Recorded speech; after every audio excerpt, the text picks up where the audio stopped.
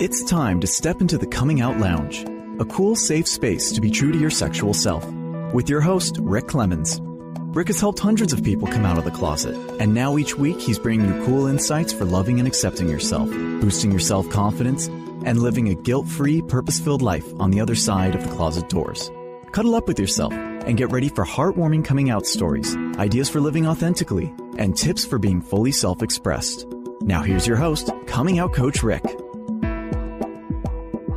Hey, closet dwellers and closet busters. It's me, Rick Clemens, the guy that helps you simplify your life to make those big, bold moves, whatever the closet is you're coming out of. And you know, if you've been listening, it is Pride Month, and we're celebrating a whole month of Pride, maybe going a little bit even into July by celebrating what it means to be LGBTQ, or even to celebrate who you are in the world in your own way. So we're having double interviews all month long. We're showcasing people from all walks of life in their coming out journeys. And I have to say today, I'm really, really, really touched by the person that I'm about to introduce you to, because she's got a beautiful book that tells a story that I'm not going to get into because I want her to share it, but I just want you to imagine yourself if you were living in New York in the 80s, right at the beginning of what you thought was a really beautiful fairy tale courtship and wedding. And then suddenly, as you set up your condo and everything, you start to discover something's not quite right. Now, it isn't the new baby that just came along, but something else has happened. And suddenly you're faced with some really devastating betrayal in your life. And then very shortly, everything you knew disappeared. And for the next 25 years, you kind of stood in your own stuff going, how can I do this? How do I get through it? And not only how do you do it, but not even being sure how you want to share what's going on for you. And what we're talking about today is really, truly a coming of age, being in a new world of tolerance, and finding yourself and how you get through these moments when you're the one on the other side of the closet door. And I'm going to bring a really beautiful person in right now to the Coming Out Lounge. Her name is Maggie Kneip, and she's going to share her story about the truth that she had to face to finally set herself free so that she could heal herself and in her own way go out and heal the world at large. Welcome to the Coming Out Lounge, Maggie. Thank you so much, Rick. It's really an honor to be here. Well, and it's really an honor to have you here. And thank you to Alan Cohen, who introduced us, who is actually another person who's on one of the interviews this month. He's a really great guy, and he and I have been friends for a while, and you and him have been friends for quite a while. Yes. And he kind of connected the dots so that we could start to really share this. I'm going to try to keep from getting emotional. If I may, I know Alan actually through my late husband, who, just to bring this around to the beginning, was a great, terrific person. So there's that, and he went to Brown University with Alan's sister, and therein lies this sustained connection and friendship. So good and bad come out of good and bad, Well, and through all of this is where we start to find the humanity of all of us and the beauty of what we can do when we go through some of the toughest things in life. I'm going to just kind of let you start telling your story because I didn't want to give it away. It's such a powerful story. Just go ahead, Maggie. Okay, I'll try to keep this compelling and as short as possible so we can delve into the issues of the story. Yeah. But, back in the late 80s, I met a man I thought was the man of, as Rick has said, the perfect man, the man of my dreams. And I was looking for a perfect man, and this is part of the story this is part of the coming out story, because I had only one brother, one sibling who I knew was disabled growing up, and my parents never would acknowledge it. Back in the day, there was no attention to spectrum behavior or disability, and so I needed to find someone I thought could heal our family's wounds, and that would have been the man I met in the form of John Andrew, my husband. We had what I thought was a terrific marriage, and it was all I needed and wanted, and very sexually charged and frequently charged sexually. So there was no doubt of his love and desire for me as a woman. I'm leading into something, as you can see. Yeah. And he was a professionally successful guy, sort of a bold-faced journalist at only 35. Well, when I met him, he was just pushing 30. And we had 2 children, one daughter, and then a few years later, I got pregnant again. And right about that time, he didn't feel too well. And little things, rashes, this was about 1989. And he, got a little depressed, started to see a psychiatrist, started to have some coughs. But it was all attributable to stress, according to doctors. When I had the baby, the second baby. He disappeared from the delivery room to get dinner. This was John, not the baby. Wasn't able to eat dinner yet. And I looked at the doctor, and the doctor looked at me, and we said, what's that about? And then he came back when the baby it was a pretty quick delivery. And when we got home, John couldn't really get off the couch. He was exhausted. He turned 36 on his birthday, July 10th, 1990. We went to a restaurant in Greenwich Village, and he nearly collapsed and couldn't form words. Wow. I got home. He was feverish. The next morning, panicked, called the doctor. The doctor said, I'm supposed to see him as a psychiatrist in the morning.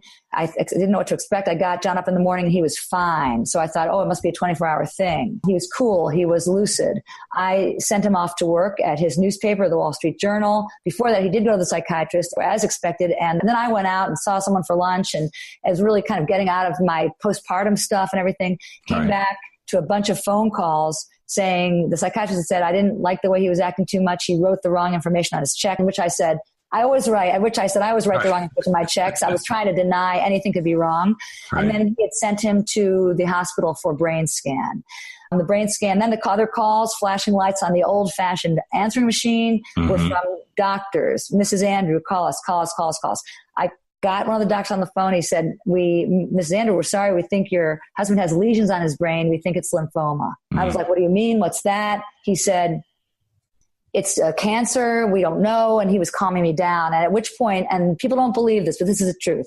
This was 1990. In the 80s, I had been an actress, a dancer, a waitress. I had lost lots of friends. And it all came to me at that moment that there was a lot wrong with those people before they sort of disappeared into somewhere else. And then we heard they had died. And I asked the doctor, could this be AIDS? And the doctor said, I think he assumed that I knew something that I didn't report. Like, well, this was not a marriage that was, mutually expressed sexually, or maybe John was hanging out at some leather bars but he wasn't. Right. And he said, why do you ask that, Mrs. Andrew? And I said, because everything's wrong. That is the story, essentially, Rick, that it was a shock. Yeah. I think that we can talk more about whether John knew this, what was going down, but I didn't know. And I then reflect in the book. My book is called Now Everyone Will Know, because I didn't know what to do with AIDS as a young wife and mother in 1990, in the summer of 1990. And I went to John. I got him from the hospital. He was given originally 2 weeks to live. He had no T-cell count. He was riddled with it. He had probably staved off in some emotional way until this baby was born, and was born as a whole baby. I think that he probably didn't know what to expect. And I went to he was lying shivering in our bedroom, and I said, we're going to get through this. We're going to make it. I had no idea what was going to happen. And he said, now everyone will know Andrew has AIDS. And I said, why do you say that, John? He said, because you're going to tell them. Effectively, he had no realistic expectation of what I was going to go through, or what even was going out there on the streets of Hoboken, where we lived, out just across the river from New York City, or in San Francisco, or anywhere else. So to kind of fast forward, I found out when John was in the hospital again, he was in the hospital again, that he had, but first I asked him how he got HIV AIDS, and he asked me if I slept with a gay friend of ours. I had not. And then he said, this was the man I had trusted, and man I had married, and man I respected. And then he said, I asked him again, I had my wits about me. I had a 3-week-old baby, and I had to press on. He said, I slept with men in LA. That was where he lived before New York. And we didn't get much further than that. But I forgot to write in the book, and you do forget sometimes as you're writing. I did ask him if he loved any of them, and he said no. That was important to me. But the extent of his activities, and another interesting part of the book that I won't take the time to describe here, but I do think it's very, very resonant and important to just mention, is that I had the night before I learned of the confirmation of John's AIDS test, which was positive, and the next one I had to go for my own test. And by the way, I did not contract the disease. So that's critical to know. Yep. I went through in my mind, I rewound some of our days together, and there were things that I missed. Now, I don't think they were obvious, and I don't think that I was not very busy being pregnant and managing a child. But there was one thing I remember of him standing with a lifeguard he'd taken swimming, and I think I sensed an attraction between them, and I think I dismissed it. And so I had this reflection. But then the years after, in the book, I described shutting down, protecting those kids from the stigma of AIDS, and not just the stigma of AIDS, which was very electric and still exists, but also my own shame, my own... Rick and I had a little bit of a conversation, if I may, and I think people who are your fans know this, that your wife was less concerned about the fact that you had been in gay connection, but more you were not faithful. In my case, it was not that. It was that this man had desired me and men, and I had a very hard time accepting that. And of course that he wasn't faithful, but it was also that. And this might have been because of the disease and how it altered him and how ashamed he was of it. Well, I think people go both ways. I'm so glad you brought that up, Maggie, because this is the thing. And there's no cookie cutter way around this. I mean, everybody's experience is different, but I think for most straight spouses, there's going to be infidelity if it exists. And I have worked with clients who have not had any infidelity. They have just said, I know who I am. They've never experimented. And then they make this grand announcement. But of course, you, the straight spouse, are going to go, really? How do you know this then if you've never had any experience? So there's that route. Then there's the infidelity. Then there's how much infidelity. That can be a whole nother thing. And then there can be the betrayal of, if you knew this, why didn't you tell me? So anyone who's listening to this, and we've done a couple of shows around this before, but I love how articulate you're being with this, Maggie, because it's really setting the tone up. There's going to be lots of different ways you may go through this. The first thing you may feel like that's the thing. And then suddenly you're going to go, but wait, this also affects me. Oh, wait, now this affects me. And then, so be open to, it's so interesting to me how similar the path is for the straight spouse and the spouse coming out. Your feelings are almost identical. And that's something that gets missed oftentimes is I may feel a victim because I've been trapped in this lie. On the flip side, my spouse now feels like a victim because she's been lied to. And then the next thing you may feel is like, oh my God, I'm so angry. Well, I was really angry with myself for not having done, and been some things I didn't want to be. On the flip side, my spouse is really angry too. And I think this is what's so powerful is when we can grasp onto these things, like you said, Maggie, and start to go, okay, we're all going to experience things.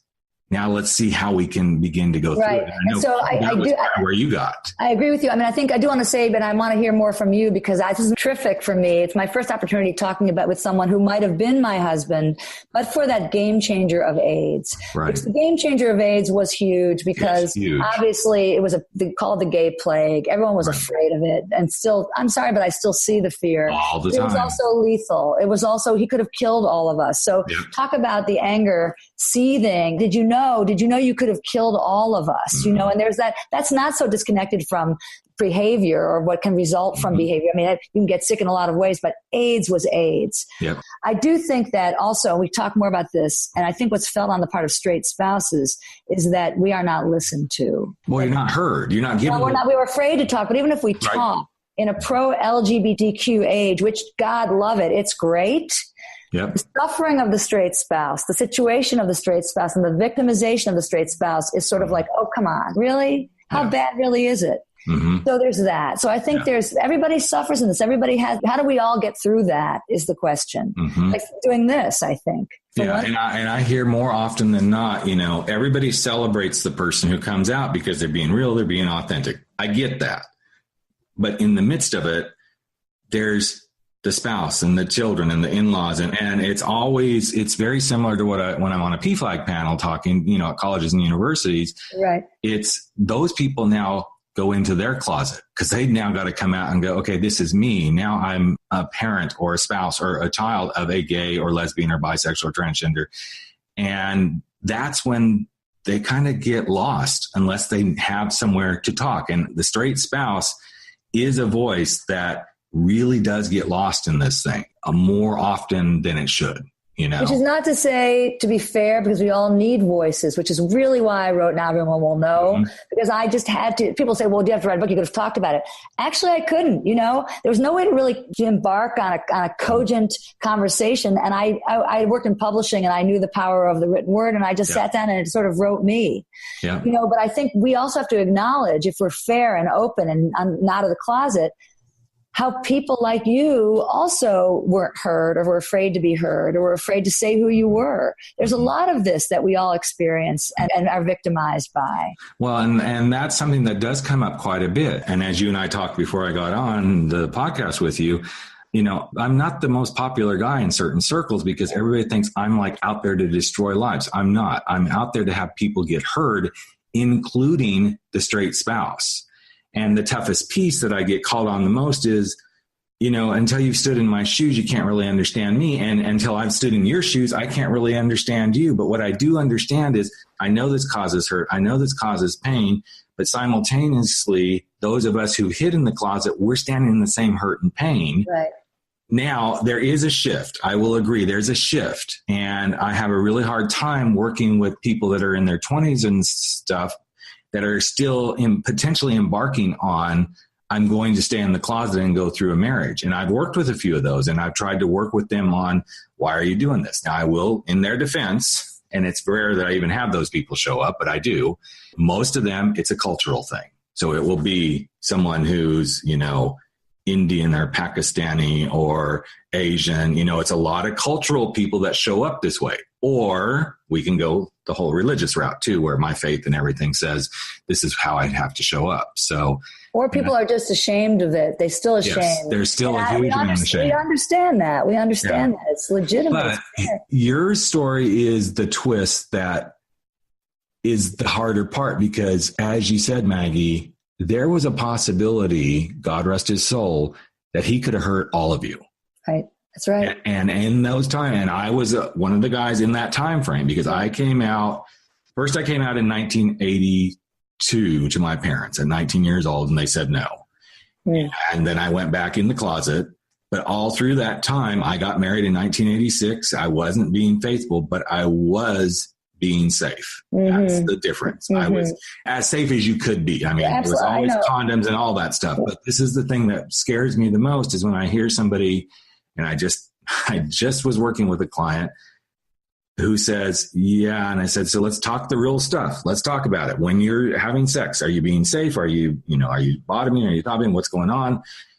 And he says, no, I'm not. And I said, you're holding a pistol to your own head, but what you're forgetting is that pistol is now pointed at your wife. Right. And I said, that's, how fair do you think that really is? And what did he say? He said, I get that. He says, I'm so miserable. I wish the pistol would just go off on me, so then I wouldn't have to endure this. And I said, it's sad. I didn't say that to him, but it's sad that his space is, I'm still not good enough to be who I am. And that's where we're working right now. But how do you, I'm sorry to interrupt. I'm really fascinated by this. How does it justify in his mind, if he just hates himself, why does he want to why does he want to risk destroying the lives of his people he loves? Exactly. And that's the question I asked him, Maggie. I said, what are you going to accomplish? Now, let's kind of just break it down. Let's compartmentalize all this. So there's you, there's your wife, your kids may not be affected by it, except that if they lose their dad and then they find out this other thing. I said, you have to start really looking at the bigger effect of all this. And that was actually when I got him to turn and go, okay, I haven't really looked at it from that perspective. I said, and his kids are fairly young. They're 8 and 11. I said, you don't seem to realize that what you're doing right now by not saying anything is going to hurt your wife if you were to contract anything. Okay. Especially if they're not having a lot of sex, but enough that it could happen. You can have to have it as one time. Exactly. That's all it takes is one time. But I said, here's the thing with your kids.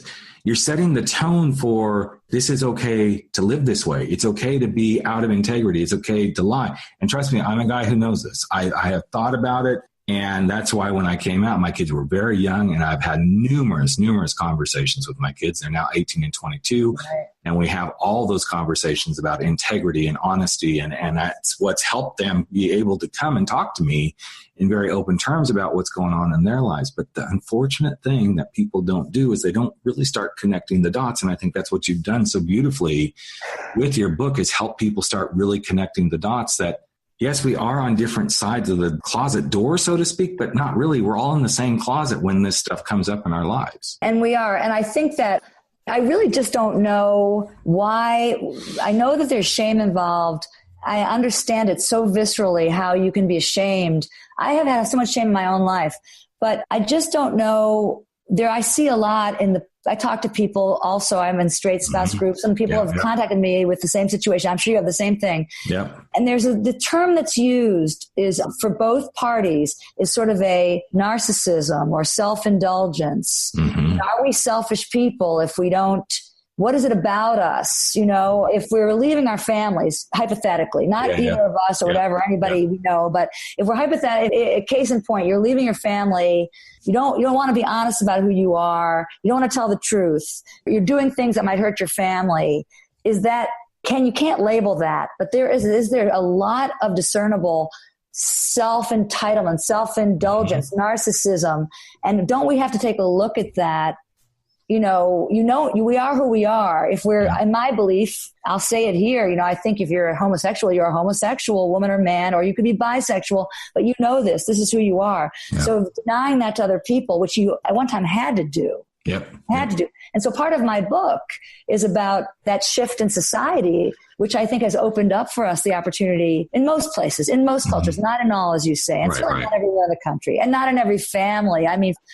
But you have enough bandwidth support, to come be honest, live your life the way you might like to live it, but at least live your life honestly and say, this is who I am. And the honesty piece, I find really powerful when a straight spouse gets that for themselves too. And when a gay spouse has to embrace that your straight spouse is now being really honest with you. I cannot have anything to do with you. I cannot do this. It's not pretty. I get it. Yeah. But at least they're being honest, at least in where they are. It's you've been dishonest. I'm raising my hand here, saying I've been dishonest about my past before I came out to my wife. So if she's being really honest with me that she can no longer be in a relationship with me, it's going to hurt, but man, at least she's being honest. That's what this all hinges on, is let's be really honest. Let's come to the table with our truths and how we can do it. I had a straight spouse that I worked with a couple of weeks ago who said, I wish my spouse would just be completely honest with me, because I'm ready to be honest with her that I'm okay with you being a lesbian. Yeah. But what I really want to know is, let's be honest. Then does that mean we're done or we're not? Because I need that honesty piece. I don't have a problem with her being a lesbian, but I need the rest of the honesty there. And I think that's where things get really complicated. I think we really feel disrespected when people aren't honest with us. You're asking for honesty. You hope you had an honest relationship. What hurts second to be almost being killed, was lack of honesty. Yes. What do you think of me? It's a tough thing to have to hear, but I'd rather you respected me and told me. Yeah. I had asked him in the book, when we were dating, there was something I thought, I had been with a lot of dancers. And it was very sort of something very elegant. I didn't think he was gay, but I was sort of like needed to know. I asked him if he'd slept with men and he said no. So he had never been honest. Now again, in reflection, looking back, a quarter of a century. I forgive him for that. It was a terrible time for people, to be honest, in the 70s, 60s, 70s. So I'm curious, Maggie, since you brought this up, you're very open and you're very, now I am. Now you are. Yeah. So when you interact with someone in the straight spouse side of the thing who just is like, no, I will never forgive. I will never do. Right. What do you say? I'm very empathetic, and I will tell you why, Rick. Most people who say that are being treated badly by their spouse. I agree. That's 100%. When you see that, you see the dividing day of people who have healthy interaction with their spouses who've come out, whether they're women or men in relationships and marriages.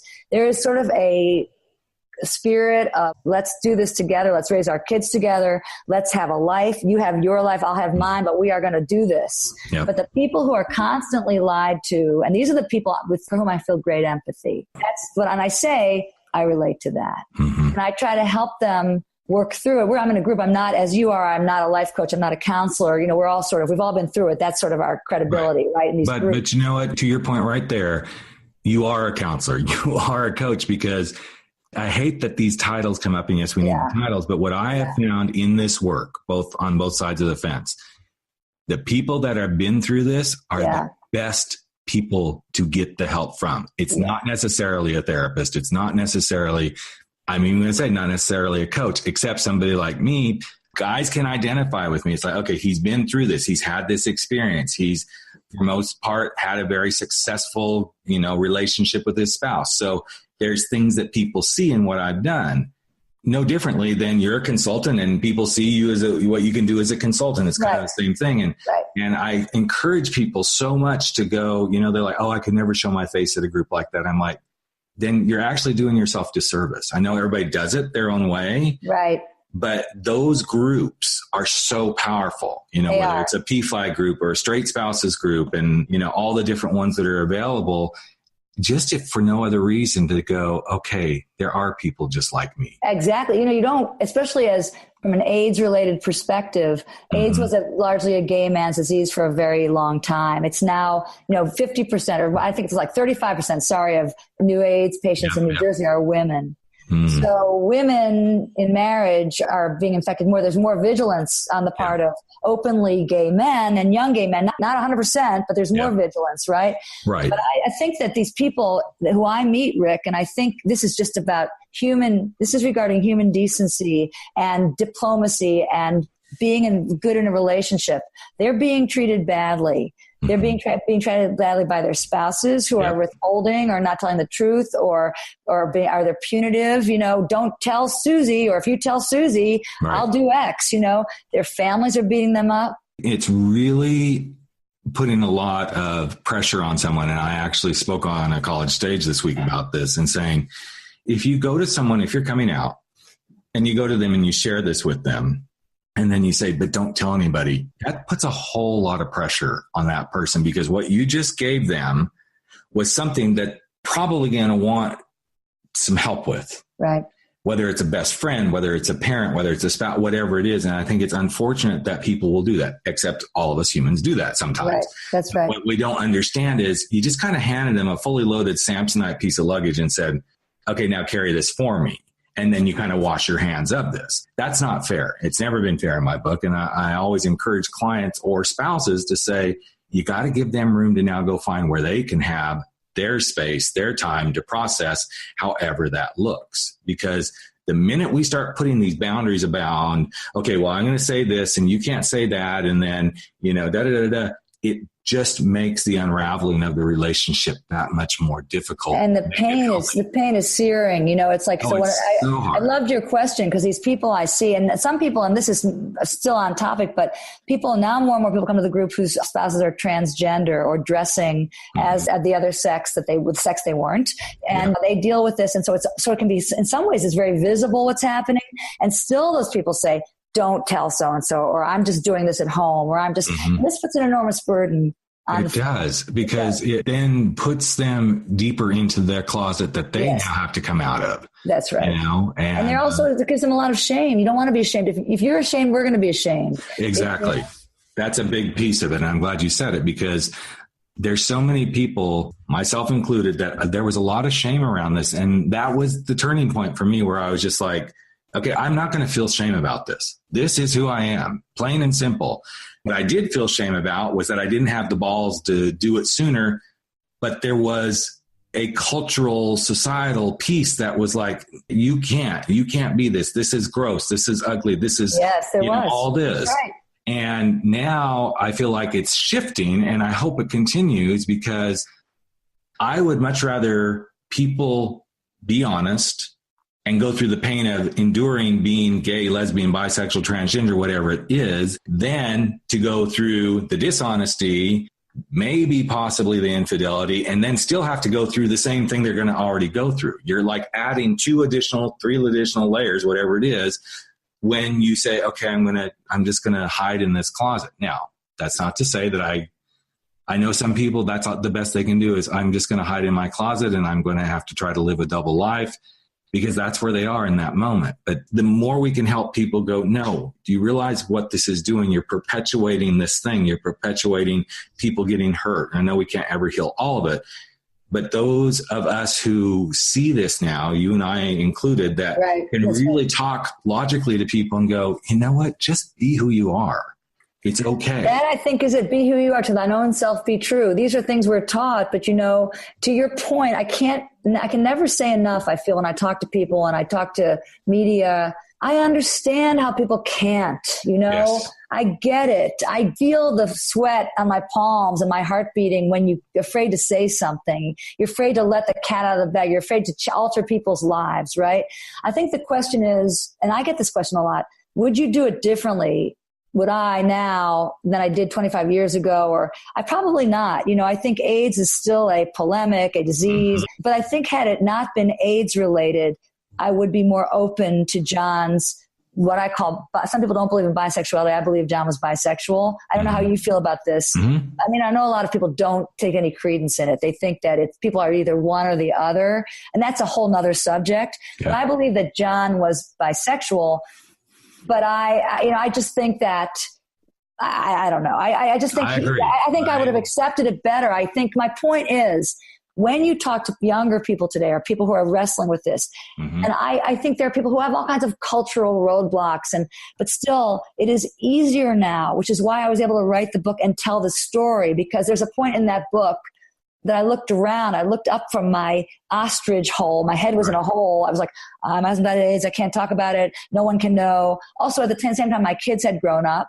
and I was so fiercely protecting them. I was afraid. My son played football. I thought, if he bleeds on one guy in that field and somebody says, that guy's father died of AIDS, did you know that? I didn't want him to deal with that. That's different from saying, that guy's father is gay, or do you know he was gay?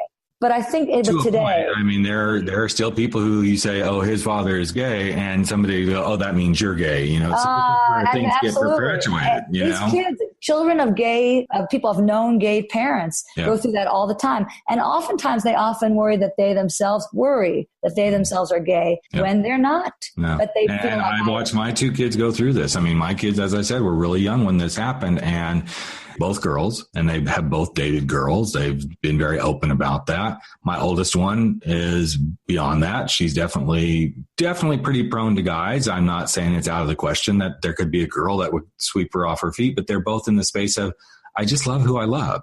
Yeah. Now, my youngest one is definitely very bisexual. She stands on that, and she goes through the challenges there because people don't get it. But we've talked many, many times about it, and I truly believe that's what she is. I don't have any doubt in my mind. But that's where people have a really hard time with this stuff. In fact, one of my good friends, Dr. Joe Court, just wrote an article about men's anuses don't have a sexual orientation, and it's getting huge play because this suddenly becomes something that, but you either are gay or you're not. I'm like, we're sexual organs. We are sexual beings. And just because maybe that's something that brings you pleasure doesn't necessarily mean you're gay. And I know guys that I have worked with who we have literally come to the point of, okay, so you enjoy sex with guys as much as you enjoy sex with girls, but you want to make a life. You want the emotional connection. You want all of that stuff with a woman. Yeah. So they're not even completely bisexual, because bisexual could be you could make a life with a person of the opposite or the same sex and be intellectually, emotionally, all that stuff connected as well. And so I think this is where the constructs of what we know as sexuality in society are being so challenged today, because people don't know how to really handle this. And that's I think two things. I mean, I think there's marriage, right? There's this, however we look at marriage, gay marriage, straight marriage. Marriage is a commitment to me. I like to think of it as being a complete commitment. And I think whoever you are in a marriage, my choice for marriage is and would be, and I have a long-standing partner. I did not get married again, but I am faithful. To me, it is it's monogamous. And so that's my point of view on that. No, and everyone's like that. And I totally get that. I do, and I'm going to say something that's rather inflammatory, and I don't mean for it to be, but I'm an older person now. And when I look at the sexual fluidity of young people, I worry about that. It's the other side of the coin, if you will. We were closeted and we were ashamed and felt like it was an evil situation to care for our own sex but the other side of that is to think, I'm going to be with who I want to be with, and I'm going to try everything. And that for some people has got to be confusing also. But that's just me. I'm from another era. I don't even know, the world's changing so much. And I know that there's, a pansexual or cisgender and I get that. But I also think that when it comes down to the relationship you have, the one you choose to have, and you may bring children into it, it's good to sort of, I'm a great believer in routine for children and Yep. And that's how I've lived my life, essentially. Yeah. Well, and I think that's a piece that every one of us has to come to that truth for ourselves, you know. And as I've been doing this now for almost 7 years, been on a lot of panels and stages talking about this. And even as close as I am to this, there's still times that I'm like, okay, well, how do I feel about that? Yeah. You know? Because there is so much, you know, in flux right now. And in ways I find it really beautiful. Yeah, I do too. In other ways, I find it like, okay, that's great, but how do you keep yourself in check, and how do you ensure that you're doing what's good for you, which is whatever you want to do? We all run our own lives and own our own lives. But at the same time, how does that fit the social construct of what's best for us in our consciousness and our planet? And I'm not saying there's anything wrong. It's just one of those questions that I put out there, you know. And as I've watched my own daughters go through this, I've realized there is a fluidity to love and stuff that's a lot different than I was raised on. Right. But there's some beauty to it too. But I also see some of the hurt they've gone through because of this. Yes. Because part of that challenge, and actually I have a client right now who's going through this. He was married for 6 years. He got divorced. Wasn't because he was gay. As he was, you know, post-divorce for the first couple of years, he suddenly, you know, had an experience or two with guys. Mm-hmm. And he doesn't consider himself completely gay. He's like, I'm in the fluid state right now. Mm-hmm. What brings up then is people don't know how to identify with that, which is their stuff. It's their stuff. I get or how to explain it, or how to explain it. Right. Yeah. So then a lot of what we're working on is, you know, he doesn't really care, but yet he does, because he's like, I don't know how to show up.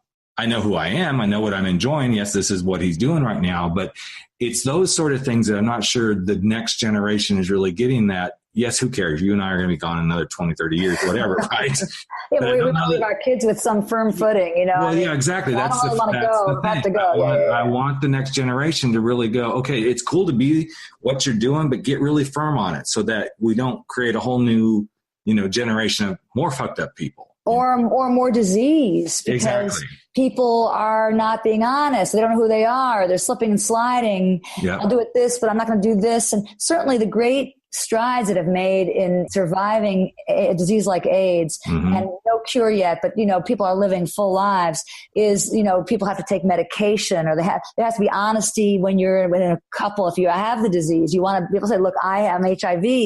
I take this pill, whatever. You have to know, you know, AIDS didn't come from nowhere. Right. It came from, you know, a lot of sexual partners and people, and no one knew. And next thing, a lot of people had it. It was like and I'm not saying that sex, homosexuality or heterosexuality or bisexuality is disease. I'm saying that dishonesty, I think, and lack of knowing who you are and lack of disclosure mm-hmm. can cause that.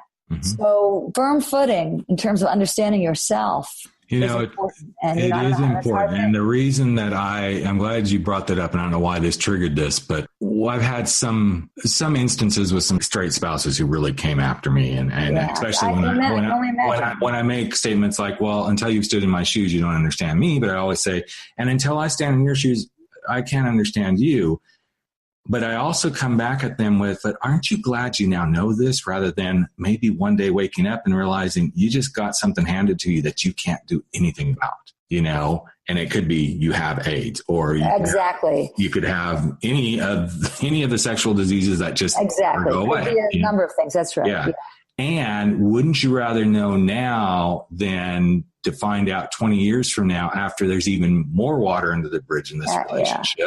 That's a big question. You know, and what do they say when you ask that question? Some get really defensive. Yeah. Like, it's still not right. I'm like, I understand it's not right, but, you know, there's a piece of this where take the appreciation for why you now know. Yes, it's tough because you're in the tornado, you're in the anger, you're in the like, oh my God, but what's the good about knowing now? You know, how can that be good? Very important. Because there is a piece of good in this. It could have saved your life. It could have caused you less hurt to know now than 20 years from now. You know, and I tend to get a lot of people. I mean, I would say right now, the average age of my clients are 45 to 55. Most of them have been in marriages anywhere from 15 to 30 years. Well, if you knew at 15 years versus 30 years, how much more would you appreciate? Wow, I've got 15 more years of my life to now go figure this out.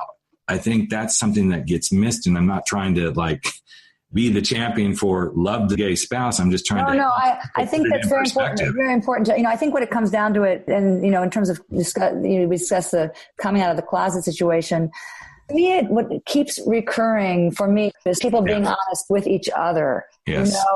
And I think the issue is sometimes we don't want to face these things as the straight spouse with our gay spouses have, I'm not in this crowd. My gay husband, bisexual husband died of a terrible disease, kept himself closeted, was really ashamed. I didn't have the benefit, the opportunity to know, which I write about in the book. Maybe we'd be having Thanksgiving dinner now together with him, he and his lover, or I don't know, but wouldn't that be better than me being scared to death about possibly dying and then having to carry this terrible secret? But when we're married to the people we didn't think we were marrying in the first place. Yeah. And in this case, let's say a wife or a husband is gay. We're forced sometimes to look at ourselves in ways we don't want to. And you get a lot of questions from people like, didn't you know, that you were married? And mostly you don't actually. No. Sex life is pretty normal. People think when you're married to somebody gay, and sometimes people are married to gay people and the sex life stops. I know people whose sex life stopped and the people who's not gay. I know people who have great sex lives with gay partners. I mean, but there is this question you have, and you get it a lot from people in a sort of almost an annoyingly frequent way. Yep. Didn't you know, or how do you feel? Or do you feel like maybe he liked men and used you as his beard? And you get these questions. Are you a fag hag? This stuff. And you got to put it out. They can't ignore saying that you have to say, do I think I'm that? This is a kind of self-reflection that's required that people they don't want to go through that. No. Well, and I know a lot of straight spouses will then, when they are in the self-reflection, well, what did I do? It was my fault, or it was my fault. How didn't I know? What did I do to cause this? Have I not been feminine enough? Did I not? Exactly. And this is always my biggest defense point for the straight spouse is the hardest part of this is when it's a same-sex attraction, you don't have anything you can come back with. If it was another woman or if it was another man, you can go get in shape. You can be sexier. You can try better sex positions. You can do whatever. That's right. But you don't really have anything to work with there. You can't suddenly grow a penis or, not have one. On the other hand, a little anecdote that's slightly humorous and not maybe surprising to you, but surprising people listening is people have said to me during the course of this, it's better that he was interested in men because you'd have a rival if it were another woman, And I don't think any of it's good. I think they each are fraught with problems, but there's but you might, to your point, you could, if you lost a little weight or baked a bunt or something, you could win back the guy who was straying with another woman. But to your point, when you're interested in a penis, you're going to go for that. And so, other people are a big problem of this honesty because, they shoot a lot of questions at you. You get a lot of comments and you have to know how to respond to those questions and comments from family, friends, readers, podcast listeners. You're putting yourself out there. You got to be ready. Yeah, absolutely. So, wow, what a powerful time we've had here today, Maggie. And I love that you've shared yourself the way you did. This is great. And for me, it's great to, as I said when we started, it was great to talk to you because I have wanted so much. I've talked to a lot of my gay friends about this over the years, my gay male friends, but they are either married to men or not too many, honestly, are as open as you who were married to women at one time. And there aren't too many of those people. No. And a lot of that is, the experience they've had, That's right. There's an interesting thing that happens when the gay spouse comes out. They will either not want to talk about it because of the experience that happened, or they continue to carry the shame with them. Even if they go on to lead productive lives, when it comes to talking about the past, it's very similar to the transgender experience. The transgender person pretty much says that person is dead to me. They won't talk about most of them won't tell you what their previous names were. They'll talk a little bit about stuff. Right. And it's a very similar thing. And, to each their own. I find it, I wouldn't be doing this work if I didn't find it, part of what healed me that what I do gets to heal other people and help people, on both sides of the fence. But the biggest thing is, you got to find your own path and find the path that works for you, as you did. You found a beautiful path of sharing and helping tell the story so that other spouses can really understand this. And that's why I feel And it helped me. First, it was my own healing. That was my purpose for writing. And then I found a lot of people who found the book and said, thank you for giving us a voice. Mm-hmm. People need their voices. They need to find them. Not everybody, but some people really do. They need to have support for that, I think. Yeah. Well, I'm so glad you shared your story. And as we wind up here, first of all, I'm going to just kind of drop a little nugget that Maggie doesn't even know I'm doing. But the first 2 people who email me at rick@rickclemens.com, and that's CLEMONS.com. But the first 2 listeners who email me that they listen to this podcast, I will send you a copy of Maggie's book. Oh, thank you, Rick. That's great of you. I think it's a vital piece of the story. And too often, as I've said, this side of the story does not get shared. And if it does, it kind of gets pushed down as, but get over your shit. That's right. Exactly. Well said. Only get over your shit when you're ready to get over it. And I was first to say that, yes, I know a lot of straight spouses who don't ever get over this. And there are times I want to say, okay, now it is time for you to get over your shit, but we all get over our stuff when we want to and if we want to. That's the only way. And nobody else has a right to tell us it's time for you to get over it. That's right. Exactly. I agree with that. And even though I'm in a space where my ex and I aren't in a good space to really have a relationship anymore, the last thing I'm going to tell her is to get over her stuff towards me, because I know what's going on is she's not over her stuff for herself. And it's hard to push somebody, and nor do we have that right. So as we wind up here, I know you've given a lot of perspectives and insights, but the question I always ask each guest who comes on the show is, if you could leave a piece of advice for someone who's listening, what would that thing be? And it can be about, being a spouse, challenges of AIDS, any of that stuff. That's stuff. So, I would just, I think, first of all, talking to somebody who is a trained counselor and finding a good one is important. If you're starting to embark on this issue of any issue, can you tell the truth about what's happening in your family? Can you face the truth what's happening in your family? Can you face your own truth? Mm-hmm. That kind of help. And I had the benefit of that.